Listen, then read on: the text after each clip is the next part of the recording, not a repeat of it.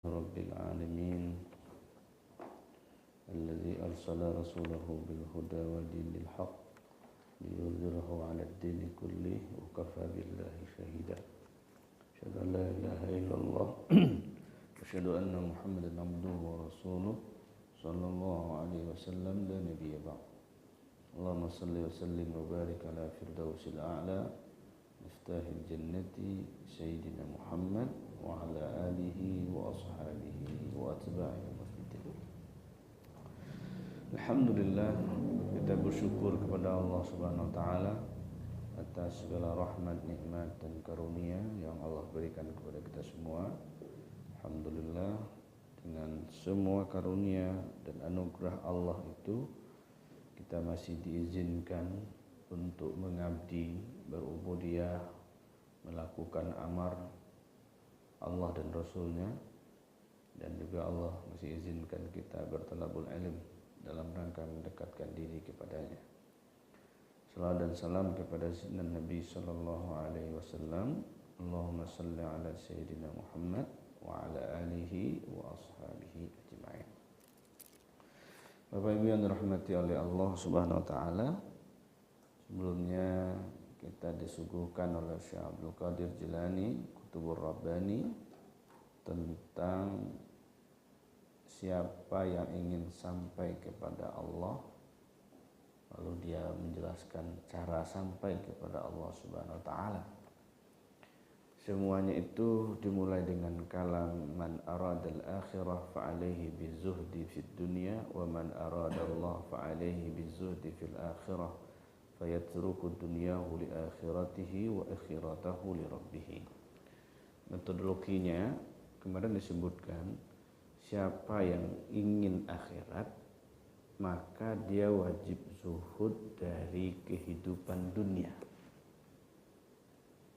Lalu siapa yang menginginkan Allah, siapa yang tujuannya Allah, maka dia mesti zuhud dengan akhirat. Maka tinggalkanlah dunia untuk akhirat dan tinggalkan akhirat untuk Allah Subhanahu wa taala. Ini tingkatan yang mesti dilakukan, mesti dilalui oleh seorang hamba yang punya keinginan, yang punya cita, yang punya tujuan. Dan tujuannya itu adalah Allah Subhanahu wa taala. Maka kalam yang sering diulang ketika kita hendak berzikir, ilahi anta maqsudi wa ridhaka matlubi, maharnya apa? Maharnya adalah zuhud dunia dan akhirat. Jadi kalau kita pengen meresapi begitu luar biasa kalam yang disebutkan ilahi anta maqsudi wa ridhaka matlubi itu, jika kalam itu diucapkan dengan ilahi anta maqsudi wa ridhaka matlubi, tapi hubud dunia masih ada dalam kolbu atau hubul akhirah masih ada dalam kolbu, maka selama itu masih ada, maka seseorang salih tidak akan sampai kepada Tuhannya. Maka jalan supaya sampai mesti meninggalkan. Jika berkeinginan kepada kehidupan akhirat, dunia mesti ditinggalkan. Kelezatannya, syahwatnya, segala hal, apakah itu makanan, minuman, pakaian, pernikahan, kendaraan, kedudukan, tingkatan ilmu, kemasyhuran, semuanya itu adalah dunia. Maka semuanya itu mesti ditinggalkan, mesti dihilangkan. Kalau itu masih ada, maka itu disebut mereka belum zuhud. Belumlah zuhud. Karena di sana masih ada kelezatan nafsiyah, keinginan hawa nafsu dan tabiat, ada cinta kepadanya. Maka dikatakan sedikit saja ada hubbud dunia dalam qalbu, maka seseorang itu tidak akan mendapatkan akhirat. Dan begitu juga jika orientasi seseorang itu ada akhirat di dalamnya, maka dia tidak akan sampai kepada Allah Subhanahu wa taala. Maka ini relevan dengan kalamnya Nabi, az-zuhdu fid dunya yurihal qalba wal jasad. Zuhud dunia kepada dunia itu merehatkan kalbu dan jasad. Jadi kalau kita kalbunya pengen nyaman, kalbunya pengen tenang, kalbunya pengen istirahat, buang hubud dunia dari kalbu. Dan itu membuat kalbu menjadi raha, membuat jasad menjadi tenang. Nah, sebaliknya jika hubbud dunia ada di dalam kalbu, maka kalbu akan selalu gelisah. Lalu jasad ini capek-capek. Maka inilah yang mesti kita pelajari. Bagaimana mengeluarkan hubbud dunia di dalam kalbu itu. Maka ini mahar sahih kalau kita mau berjalan menuju Allah itu mesti tinggalkan dunia, tinggalkan akhirat untuk Allah Subhanahu wa taala. Kalam para sufi sudah banyak menunjukkan itu. Di antaranya kalam yang sering kita ulang-ulang, kalamnya Rabi'atul Adawiyah, yang mengatakan jika ada bagianku di dunia berikan kepada orang kafir, tapi jika ada bagianku di akhirat berikan kepada orang mukmin. Karena yang diharapnya apa? Yang diharapnya Allah semata. Inilah implementasi dari kalam ilahi anta maksudi. Wahai Tuhanku, engkau maksudku. Wa ridhaka matlubi, dan ridhamu yang kami cari, yang aku cari. Nah, jika ridha Allah yang kita cari, maka apapun yang terjadi kita mesti nerima, kita mesti meridhai itu semua.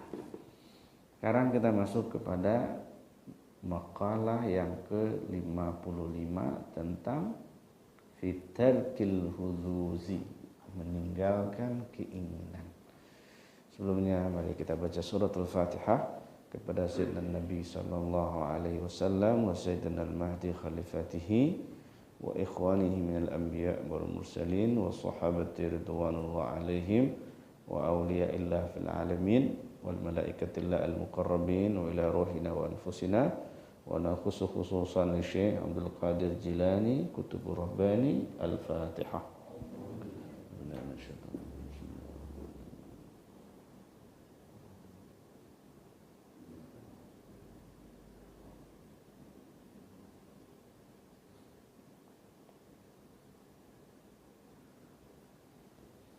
Amin ya rabbal alamin. Bismillahirrahmanirrahim. Al-maqalatul khamisatu wal khamsun fi tarkil huzuzi. Makalah yang ke-55 tentang meninggalkan keinginan. Qala radhiyallahu arda tarkul huzuz thalathatu marrat. Meninggalkan keinginan itu ya 3 kali lah, 3 tingkatannya. Artinya tidak sekali saja meninggalkannya, tapi berkali-kali. Poinnya di situ. Qala radhiyallahu arda yakunul abdu maran fi ashwahu mutakhabbitan fihi munsarifan bi tab'ihi fi jami'i ahwalihi min ghairi ta'abbudin li rabbih wala zimam fi syar'i yarudduhu wala haddun minal hududi yantahi ilaihi an hukmihi fabainama huwa ala dhalika yanzurullahu ilaihi ya'ni yarhamuhu fayab'asullahu ilaihi wa'idhan min khalqihi min ibadihi salihin fayunabbihuhu wa yathnihi biwa'idin min nafsihi fayatadafarul wa'idhani ala nafsihi wa tab'ihi fata'malul maw'idhatu amalaha fatabinu indaha aibu ma hiya fihi min rukubi makiyyati tabi'i wal mukhalafati.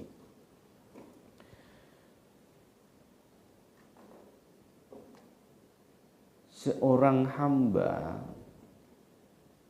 dalam perjalanannya terkadang dia berjalan dalam kegelapan sehingga dia terombang-ambing jalannya kemana, karena dia mengikuti tabiatnya, dia dipalingkan oleh tabiatnya, diombang-ambingkan oleh tabiatnya fi jami'i ahwalihi, dalam semua kondisinya. Sehingga apa? Sehingga dia tidak menyembah Allah, dia tidak ngikutin syariat, dan dia tidak tahu persoalan hukum, nggak patuh hukum juga. Sampai seorang itu dalam kondisinya ya berlumuran dosa, berlumuran kemaksiatan, tidak mendekat kepada hidayah dan semacamnya. Semua hal yang berhubungan dengan ketidaknyamanan, semua hal yang berhubungan dengan ketidakjelasan jalan yang dilaluinya atau kehidupan yang dilaluinya, terombang-ambing dia, bingung mau kemana, arah hidup ini mau kemana, kita ini mau ngapain, nggak jelas. Sampai satu ketika Allah memandangnya. Allah memandangnya. Yanzurullahu ilaihi ya'ni yarhamuhu. Allah memandangnya atau Allah memberi rahmat. Bagaimana Allah memandang? Bagaimana Allah memberi rahmat? Maka Allah utus kepadanya seorang penasehat. Jadi mungkin barangkali ada di antara kita yang kehidupannya akrab dengan kemaksiatan, akrab dengan dosa, jauh sekali dengan kebaikan, tapi tiba-tiba ada orang yang datang kepada kita menjadi penasehat atau menasehati kita. Itu pertanda apa? Itu pertanda Allah memperhatikan kita. Itu pertanda Allah memperhatikan.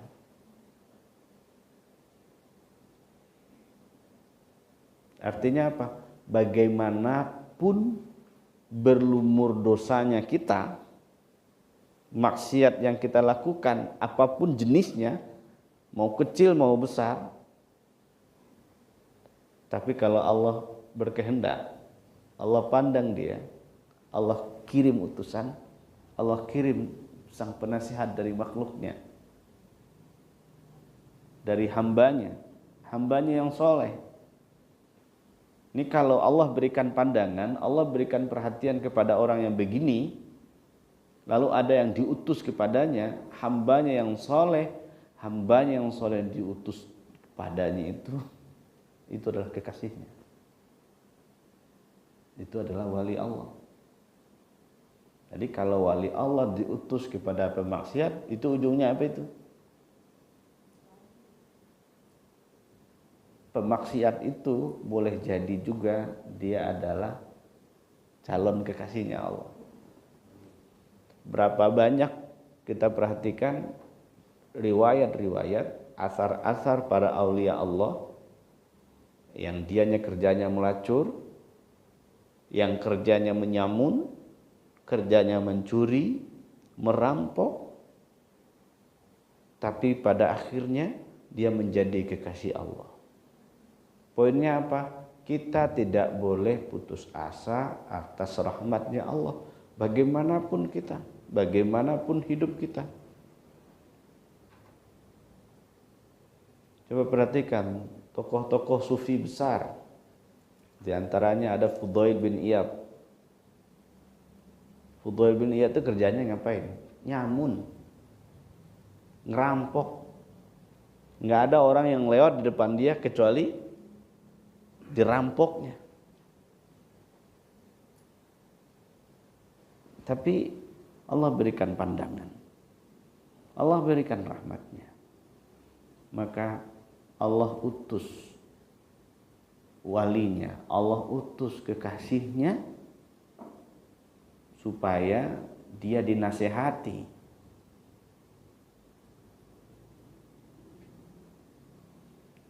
Kemudian apa lagi? Dia yang akan memalingkannya. Dia yang akan merubah posisinya sekarang yang penuh dengan dosa, yang penuh dengan kemaksiatan, itu lambat laut dirubah. Dan bahkan penasehat itu ada yang datang dari eksternalnya dia dan ada yang datang di internalnya dia. Eksternalnya dia itu hamba Allah yang tadi dikirim oleh Allah. Internalnya dia ada dalam dirinya dia itu. Dalam dirinya itu ada nasihat yang dalam bahasa kita sering dikatakan ada kata hati. Kan orang sering mengatakan begitu. Ada nasihat dari dalam diri. Itulah sisi takwanya manusia yang dalam surat Asy-Syams itu dikatakan wa nafsi wa ma sawwaha fa alhamaha fujuraha wa taqwaha. Sisi takwa itu yang selalu memberikan nasihat. Yang sisi takwanya itu dikomandoi oleh malaikat dan sisi fujur itu dikomandoi oleh setan. Maka nasihat itu bergemuruh dari dalam dirinya. Maka di sini kita dapat memahami kalau kita ingin mendapatkan hidayah, ingin mendapatkan petunjuk, ingin menjadi kekasih Allah, ingin berubah kepada hal yang lebih baik, maka harus ada dua dorongan ini, ada dari luar dan ada dari dalam. Yang dari luar kita mesti cari guru, cari penasehat, cari pembimbing yang akan membimbing. Dari dalam, aktifkan sisi kebaikan yang ada dari dalam itu, yang sering disebut oleh orang kalam jiwa atau kalam hati atau kata nurani. Nah, itu. Kemudian maka keduanya, yang zahir dan yang batin, yang zahirnya adalah guru, yang batinnya yang tadi ada dalam diri, dia akan berkolaborasi untuk menasehati nafsiyahnya seseorang ini. Berkolaborasi dia untuk menasehatinya.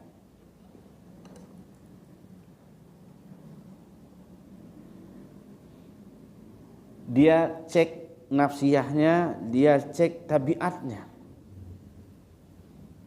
Fata'amal mawa'idatu amalaha. Dia kerjasama tuh untuk introspeksi diri, untuk ngecek nih dirinya ini, gimana sih diri saya ini sebetulnya. Dari dalam dia mengungkapkan. Jadi kalau dari dalam itu dia mulai ngaku. Saya selama ini sudah terjerumus kepada kemaksiatan. Lalu dari luar juga muncul. Maka ketika telah ada nasihat dari zahir dan batin, dari dalam diri dan dari eksternal, maka ketika itu jelaslah oleh dia aib dirinya. Maka kita sejatinya masing-masing tahu dengan aib diri kita. Cuman masalahnya ya kita kura-kura dalam perahu saja. Pura-pura nggak tahu, abai. Sehingga dia tahu tentang aib dalam dirinya. Yang selalu mengendarai tabiatnya. Aib. Coba dia tahu tuh aib yang ada dari dalam dirinya.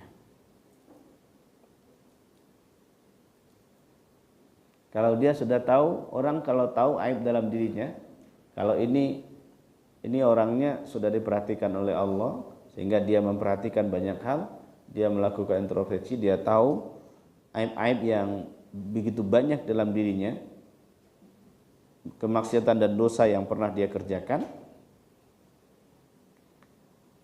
Kalau dia sudah mengerti, ngaku, ini dalam bahasa taubat yang sering kita ungkapkan, yang sering kita ingatkan, taubat itu adalah pengakuan. Kalau dia sudah ngaku ada kesalahan, dia sudah ngaku ada aib dalam dirinya, berikutnya apa? Fatamilu ila syar'i fi jami'i tasarrufatiha. Maka kecenderungannya setelah itu apa? Dia cenderung untuk melakukan syariat. Kalau sebelumnya dia tidak sholat, dia mulai sholat, belajar lagi sholat. Kalau dia tidak beribadah, apapun bentuk peribadatannya, sekarang dia mulai pelan-pelan, sedikit-sedikit mulai. Sehingga fayasirul abdu musliman qa'iman ma'asyar'i faniyan anit tabi'i. Sehingga seorang hamba itu dia jadi muslim sejati. Jadi muslim dia. Lalu dia selalu mendirikan syariat, menegakkan syariat. Kemudian dia telah lenyap dari tabiatnya, atau dia tidak ngikutin tabiatnya lagi. Kalau kita orang yang tahu aib kita itu apa? Aibnya itu ngikutin tabiat nafsiyah. Tabiat nafsiyah kita apa? Artinya kita mesti mendeteksi itu juga. Kalau sudah begitu, berikutnya apa? Fayatruku haramad dunya wa syubhatiha wa minanil khalqi.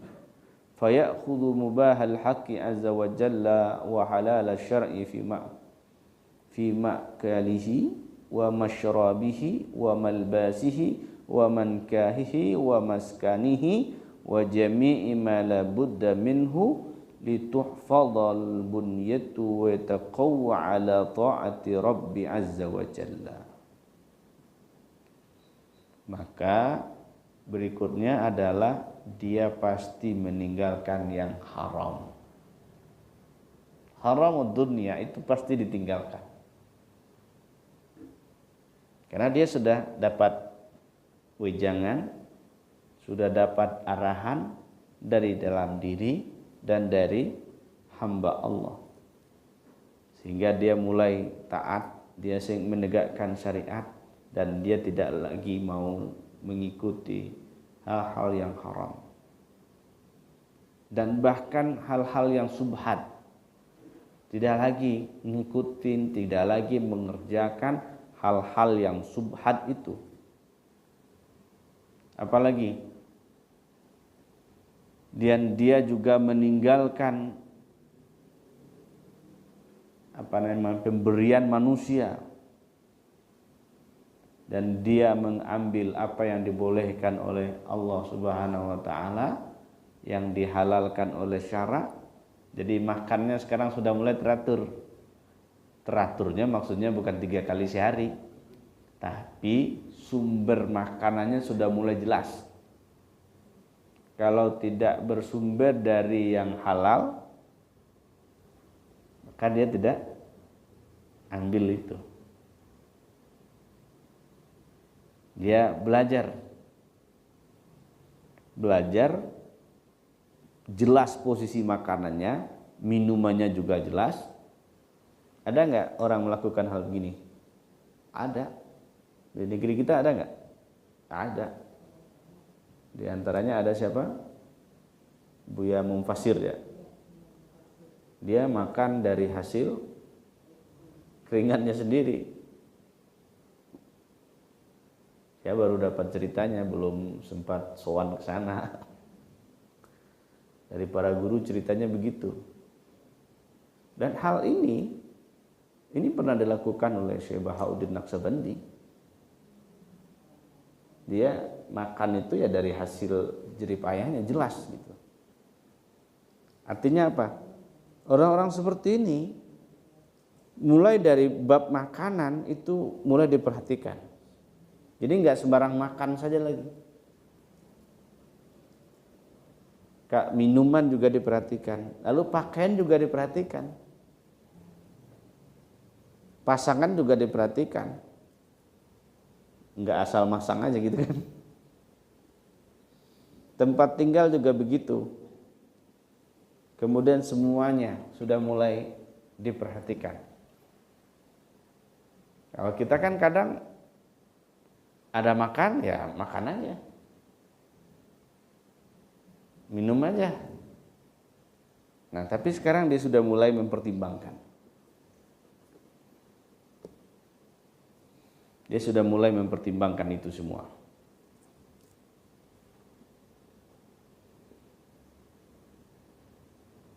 Supaya apa? Supaya tubuhnya terjaga.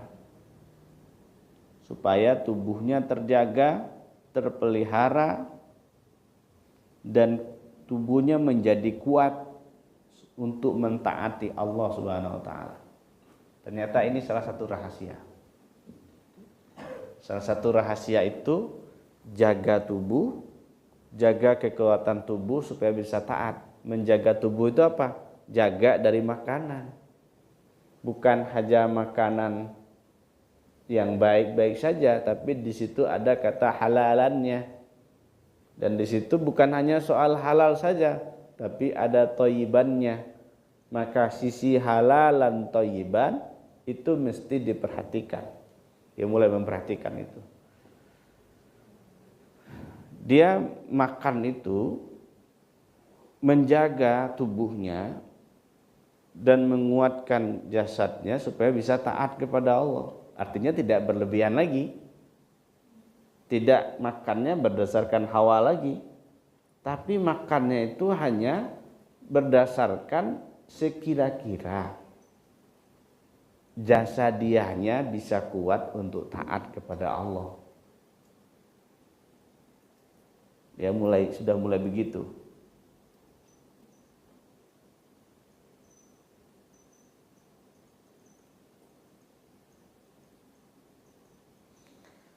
Terus apalagi? Waliyastawfiya kismahu al-maqsuma lahu alladhi la yatajawazuhu wa la sabila ila al-khuruji minad dunya qabla tanawulihi wa talabbusi bihi wa istifaihi fayasiru ala matiyatil mubahi wal halali bisyar'i fi jami'i ahwalihi ila an tantahi bihi hadhil matiyatu ila atabatil wilayati wa dukhuli fi zumratil muhaqqiqin wal khawasi ahli al-azimati muridil haqqa fayaqulu bil amr.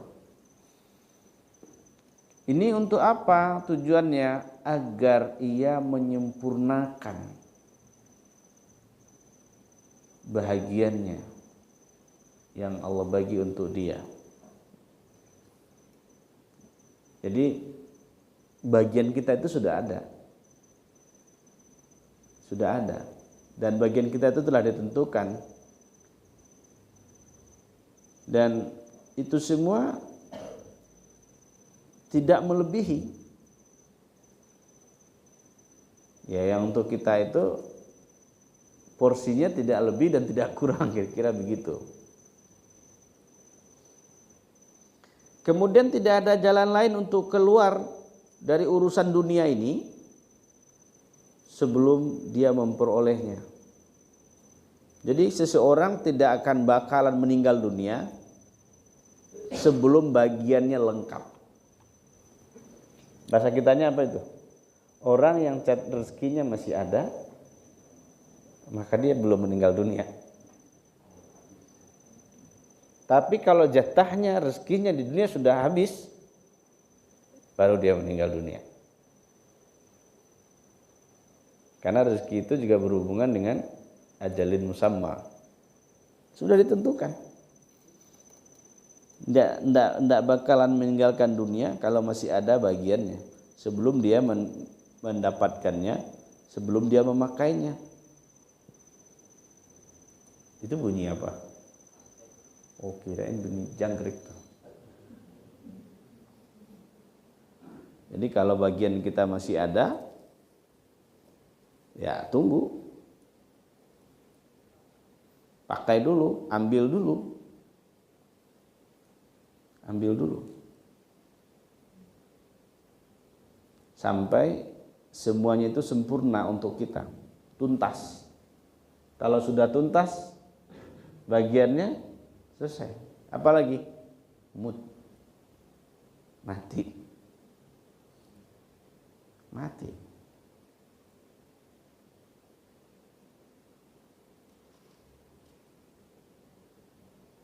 Terus apa lagi?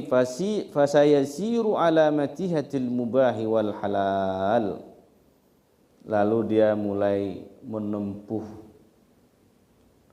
hal-hal yang dengan jalan yang dibolehkan dan yang halal menurut syarak dari semua ahwalnya sampai selesai. Sampai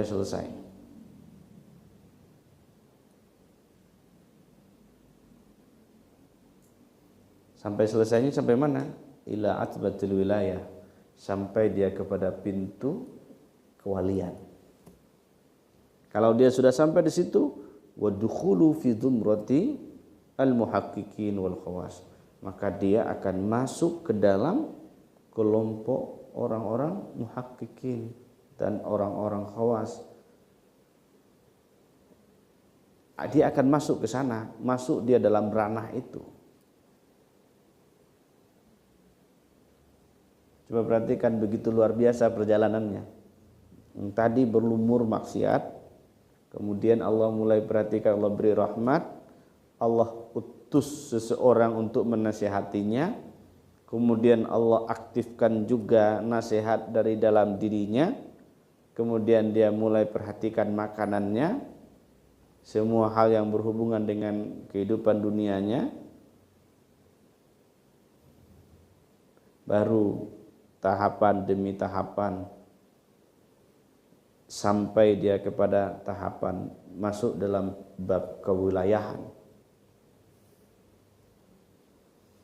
Karena Allah yang menginginkan. Kalau Allah yang menginginkan, maka semuanya bisa terjadi. Cuman kan masalahnya kita nggak paham keinginan Allah apa.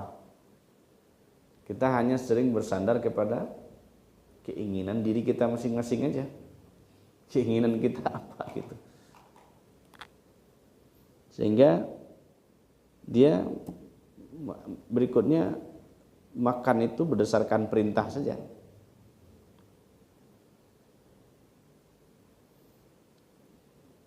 Kalau dia sudah masuk dalam bab kewalian atau dalam pintu kewalian, fahina izin yasma'u nida min qablil haqqi azza wa jalla min batnihi, maka disitulah baru dia bisa mendengarkan panggilan Allah dari batinnya. Jadi kalau bahasa lainnya, yang bisa mendengarkan panggilan Allah lewat batinnya, maka dia adalah kekasihnya. Dan itu syaratnya tadi itu. Jika dia sudah masuk dalam kelompok muhaqqiqin wal khawas, maka dia akan mendengarkan kalam Allah dari batinnya. Apa kalamnya? Utruk nafsaka wa ta'ala. Tinggalkan nafsiyahmu, lalu datanglah kemari. Allah panggil itu. Ini makna ini dari apa? Turunan dari mana makna ini? Ini makna ini turunan dari panggilan Allah, ya ayyatuhan nafsul mutmainnah, irji'i ila rabbiki radiyatan mardiyah, fadkhuli fi ibadi wadkhuli jannati. Wahai jiwa yang tenang, irji'i ila rabbik, kembalilah kepada Tuhanmu. Nah ini turunannya itu. Utruk nafsaka wa ta'ala, tinggalkan nafsiyahmu, yuk mari ke sini. Irji'i ila rabbik, kembalilah kepada Tuhanmu. Itu panggilannya itu. Terus apa lagi? Utrukil hudus, tinggalkan semua keinginan-keinginan, wal khalqa, dan makhluk itu juga ditinggalkan dengan syarat in aradtal khaliqa, itu jika kamu menginginkan sang khalik Allah. Jika kamu ingin Allah, tinggalkan makhluk, tinggalkan keinginan, tinggalkan nafsiyahmu.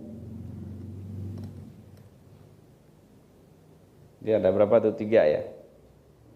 Tinggalkan nafsiyahmu, tinggalkan keinginanmu, tinggalkan makhluk, dengan catatan engkau ingin Allah. Kalau ingin Allah, tinggalkan 3 hal ini. Jika 3 hal ini ditinggalkan, maka Allah yang akan panggil, ta'ala, ke sini. Ta'al, ayo mari. Allah yang panggil. Terus apa lagi? Wakhla' na'laik, tanggalkan jubahmu, atau na'lain itu sandalmu. Jubah apa? Dunyaka wa akhirataka. Yang akan kamu tanggalkan, 1 duniamu, dan yang kedua akhiratmu. Ini relevan dengan kajian kita minggu lalu. Minggu lalu itu tadi yang kita katakan, man aradal akhirah fa alaihi bizuhdi fid dunya wa man aradallah fa alaihi bizuhdi fil akhirah fayatruku dunyahu li akhiratihi wa akhiratahu li rabbih. Nah, ini sampai di sini, wakhla'na alaik dunyaka wa akhirataka. Tinggalkan duniamu dan tinggalkan akhiratmu. Karena untuk sampai ke Allah itu mesti tinggalkan yang 2 ini.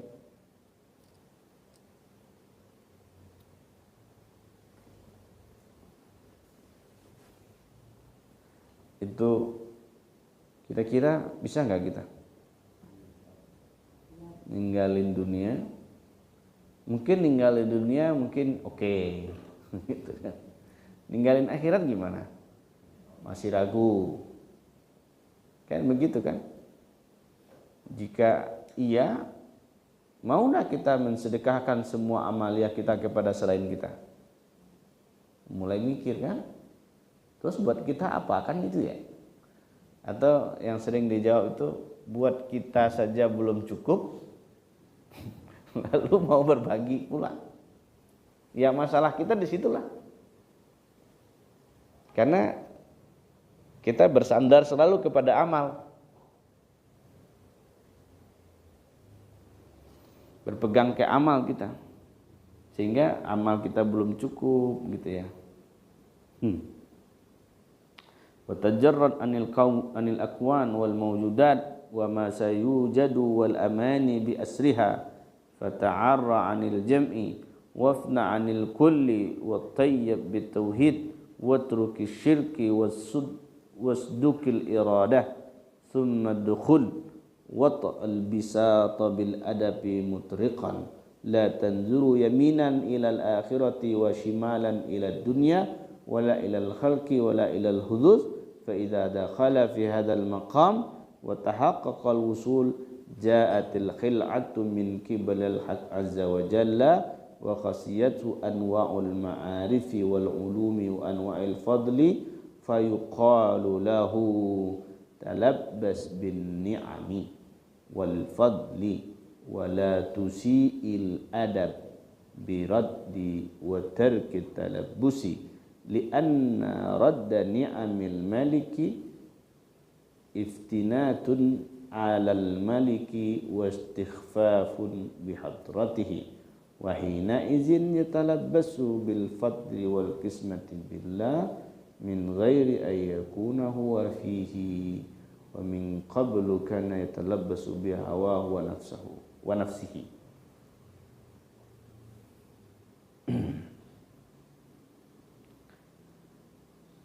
Ini mulai masuk dalam bab penyendirian dari alam semesta.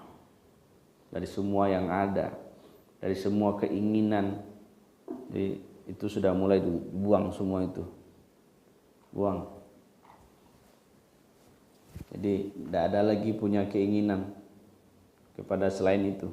Maka dia sudah mulai meninggalkan segala hal dan dia sudah mulai masuk pada ranah memfanakan semuanya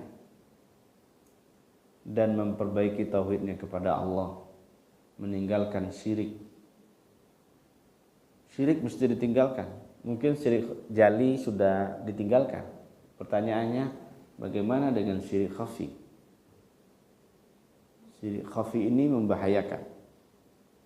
Nah, ini perlu kita lihat juga bagaimana kita tidak terjerumus juga kepada syirik khafi. Lalu benarkan iradahmu. Cek, perbaiki itu.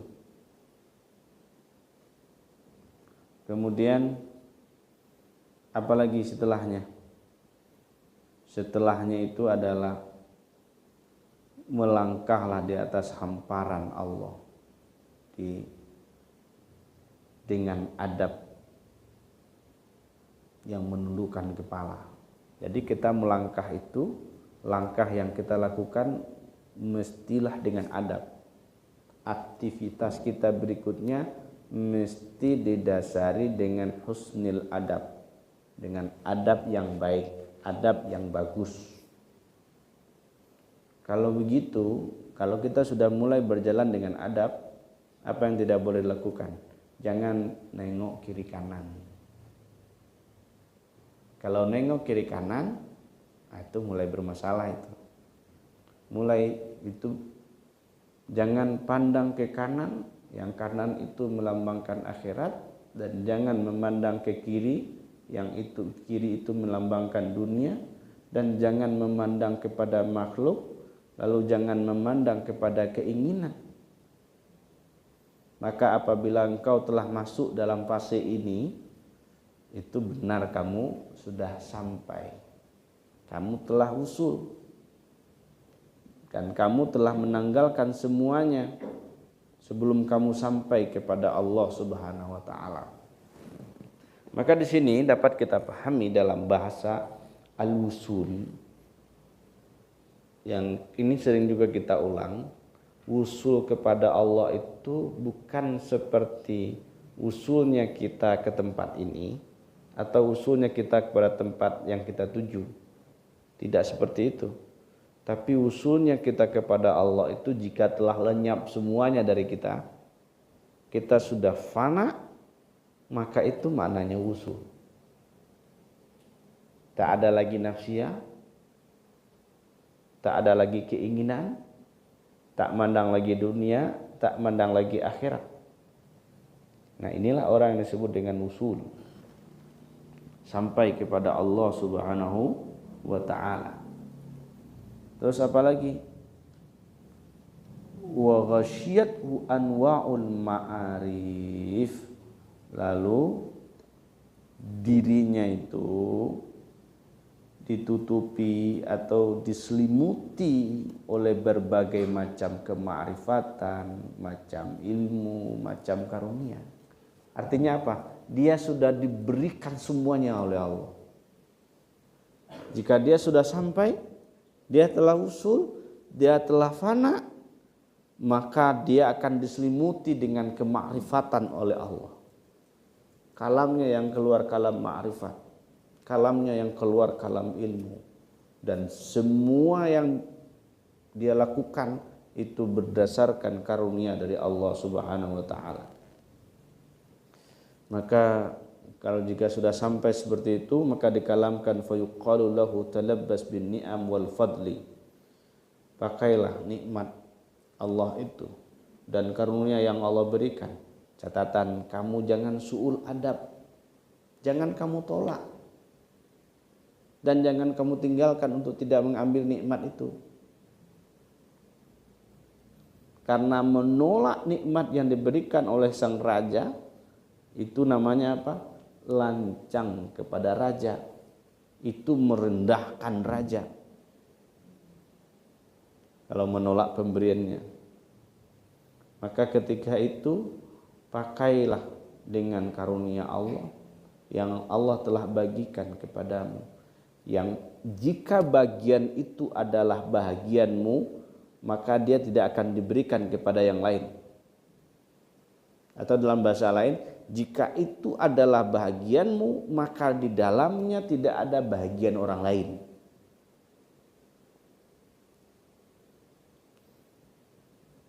Maka memakai sesuatu atau mengambil nikmat, memanfaatkan nikmat yang Allah berikan itu jangan lagi berdasarkan hawa nafsu, tapi mestilah dengan karunia-Nya Allah Subhanahu wa taala. Nah, sekarang muncul pertanyaan, kita kan sedang di dunia, lalu kita tidak boleh hubud dunia, padahal setiap aktivitas kita beririsan dengan dunia. Terus bagaimana caranya? Gimana caranya supaya tidak, atau enggak makan-makan aja kita lagi? Atau bagaimana? Karena kita selalu beririsan dengan dunia. Nah, kata Syekh Abdul Qadir, falahu arba'u halati fi tanawulil huzuzi wal aqsam. Ada 4 bagiannya yang berurusan dengan mendapatkan keinginan dan jatah di dunia itu. Al-ula bit-tab'i wa huwa al-haram. Yang pertama, mendapatkannya itu dengan tabiatnya. Kalau tabiat apa itu? Muncul nafsiyah. Kalau dengan itu memperolehnya, itu haram, itu pekerjaan seperti itu haram. Berarti nggak boleh begitu. Coba yang memperturutkan tabiatnya, hawa nafsunya, kalau mendapatkan sesuatu itu dengan hawa nafsu, dengan nafsu tabiatnya, maka itu haram. Itu yang tidak boleh. Yang kedua, watsaniyatu bisyar'i wa huwa al-mubahul halalu. Yang kedua, mendapatkannya berdasarkan syarak. Nah, itu boleh dan halal.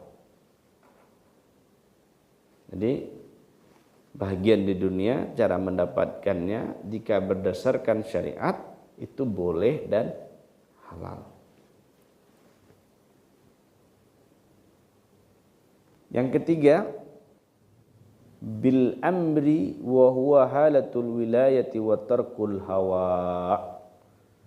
Yang ketiga, dia mendapatkan bahagianya di dunia itu karena perintah. Dia ngambil dunia itu karena perintah. Yang dapat perintah ngambil dunia siapa? Kekasihnya Allah. Wa tarkul hawa, dan dia pasti meninggalkan hawa nafsu.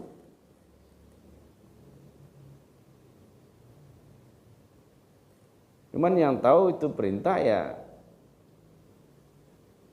orang yang dapat amar itu. Jangan jadikan kita ngambil dunia, lalu kita ada hubud dunia di kolbu, lalu dikatakan ini perintah Allah. Enggak begitu. Kalau perintah itu dunia enggak masuk dalam kolbunya, enggak ngefek. Dia ambil tidak ambil sama aja. Ini dia diperintah untuk ngambil. Kalau sudah diperintah untuk ngambil, kan tak masuk dalam kolbunya karena bukan keinginan dia. Karena berdasarkan perintah, berdasarkan amar untuk mengambilnya. Yang keempat, warabi'atu bil fadl. Dia mendapatkan dunia itu dengan karunia Allah. Wa hiya halatu zawalil iradati wal husulil badaliyah wa kaunihi muradan qa'iman ma'al qadri alladhi huwa fi'lul haqqi wa hiya halatul ilmi wal insafi bis salah fala yusamma salihan 'ala al haqiqati illa wasala ila hadzal maqam. Yang keempat, dia mendapatkannya dengan karunia-Nya Allah. Kalau mendapatkan dengan karunia apa? Sudah hilang keinginannya, nggak punya keinginan lagi. Dia nggak ingin lagi kepada rumah, kepada kendaraan, kepada harta, kepada tahta, kepada aljah, kepada kemasyhuran, kepada viral, sanjungan orang, semuanya ini enggak. Tapi Allah berikan itu kepada dia. Orang yang dapat itu semua dengan karunia Allah, sejatinya dia sudah sampai pada maqam kewalian abdal. Masuk dia dalam wali abdal itu. Dia semua aktivitas yang dilakukan itu ya sesuai dengan ketentuan Allah. Yang berlaku pada dia adalah fi'lullah, fi'ilnya Allah.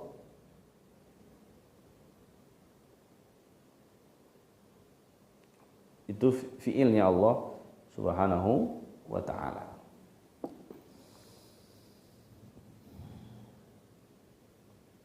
Kalau sudah fi'il Allah gimana?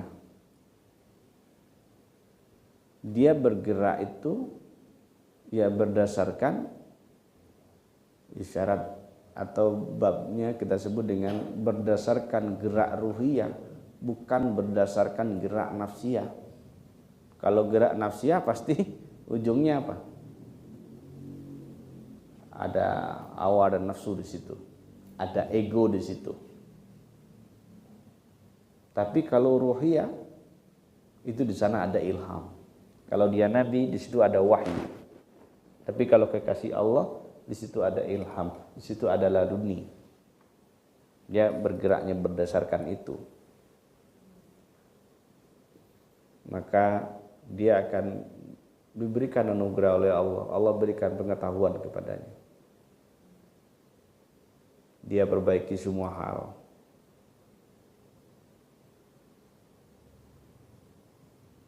Jadi orang soleh itu tidak dikatakan dia soleh kecuali dia sampai pada makom ini.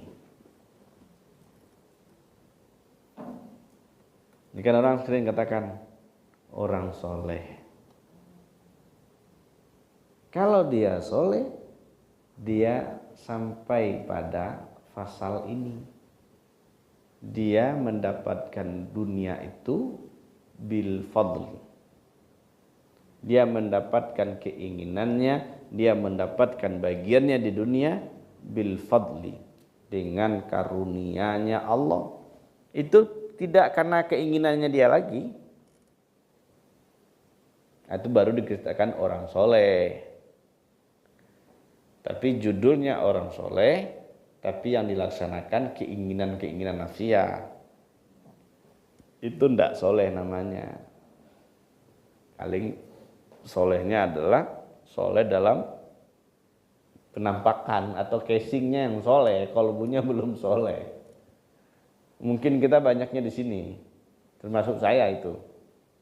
Mungkin penampilannya aja yang kayak soleh kan, tapi kolbunya belum soleh atau belum soleh-soleh amat. Nah inilah yang perlu kita lakukan. Bagaimana kita menapaki jalan ini. Maka juga diperbaiki kolbu. Semuanya itu atas pertolongan Allah. Kata Allah apa? Inna waliyallahu alladhi nazalal kitab wa huwa yatawallas salihin. Allah yang bantu semuanya. Allah yang menurunkan kitab Al-Quran. Dan Allah lah yang menolong orang-orang soleh. Artinya apa? Orang kalau mau jadi kekasih Allah itu, ya semuanya Allah semua gitu. Allah bantu semua. Pertanyaannya, ada enggak Allah yang tidak membantu kekasihnya? Semuanya dibantu oleh Allah. Allah itu disebut waliyul ladzina amanu. Yukhrijuhum minadh dhulumati ilan nur. Allah tolong mereka itu keluar dari kegelapan zulumat kepada nur. Nah, yang tadi yang terjadi yang kita baca itu proses pengeluaran dari zulumat menuju kepada nur. Mesti dinasihati, mesti dibimbing, gitu.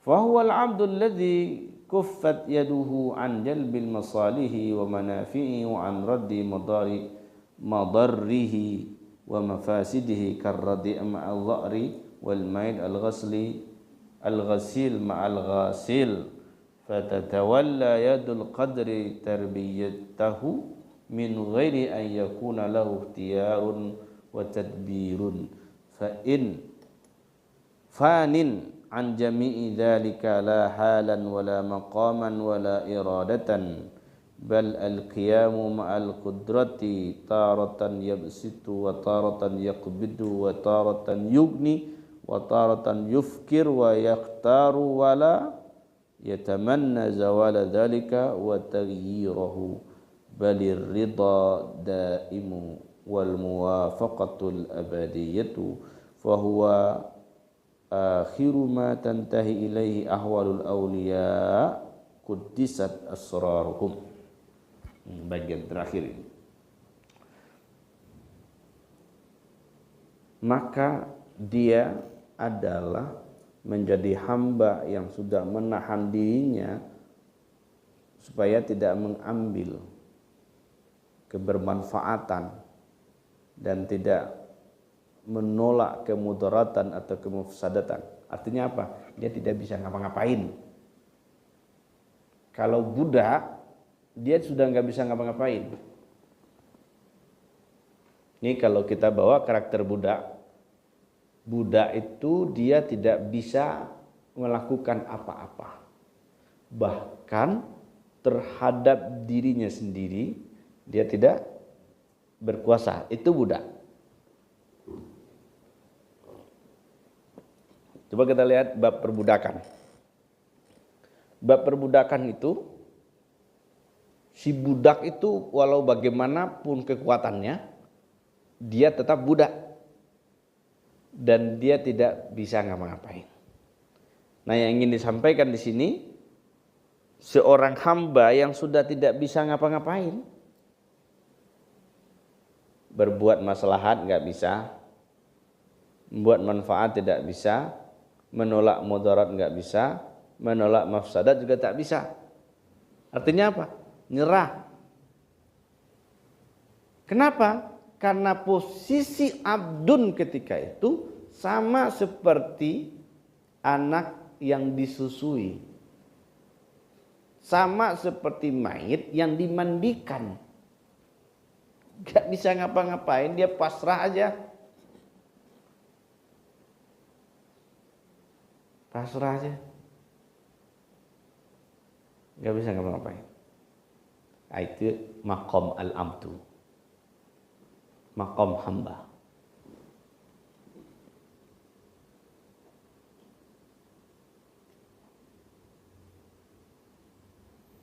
Karena dia